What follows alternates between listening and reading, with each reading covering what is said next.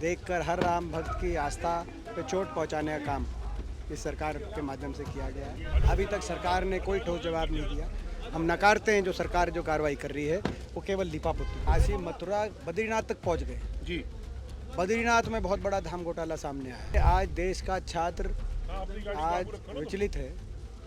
जिस तरीके से लगातार इस सरकार में पेपर लीक की घटनाएं घटित हो रही हैं, सरकारी संरक्षण में छात्रों का शोषण किया जा रहा है उनके माध्यम से।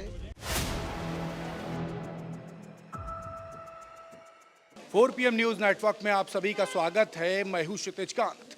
अयोध्या राम मंदिर में लूट के बाद आप देख रहे हैं लगातार ये मुद्दा गर्माता जा रहा है। तमाम सनातनियों और राम भक्त को मन में ये मुद्दा काफ़ी आहत करता है। लूट हो जाती है, तमाम लोगों ने उस पर दान दिया और दान की चोरी कर ली गई।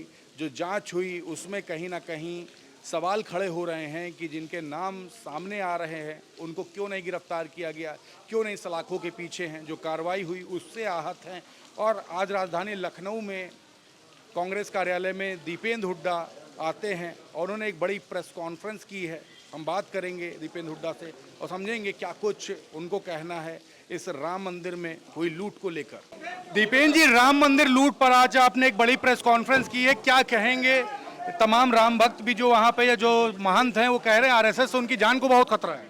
देखिए, ये बड़ा जो हो रहा है ये देखकर हर राम भक्त की आस्था पे चोट पहुंचाने का काम इस सरकार के माध्यम से किया गया है। अभी तक सरकार ने कोई ठोस जवाब नहीं दिया।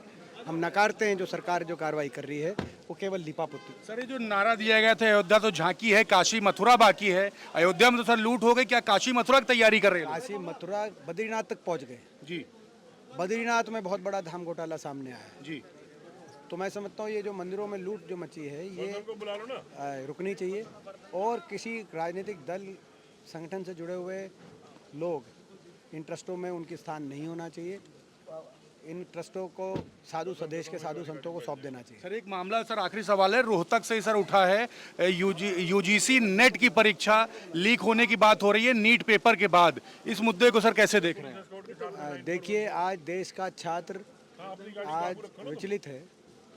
जिस तरीके से लगातार इस सरकार में पेपर लीक की घटनाएं घटित हो रही हैं, सरकारी संरक्षण में छात्रों का शोषण किया जा रहा है उनके माध्यम से, उनके भविष्य को लेकर अनिश्चितता की तलवार उन पर लटकाई जा रही है और कोई सरकार कोई व्यवस्था दे ही नहीं पा रही। लाख आश्वासन के बाद भी दोबारा से कोई ना कोई पेपर लीक हो जाता है।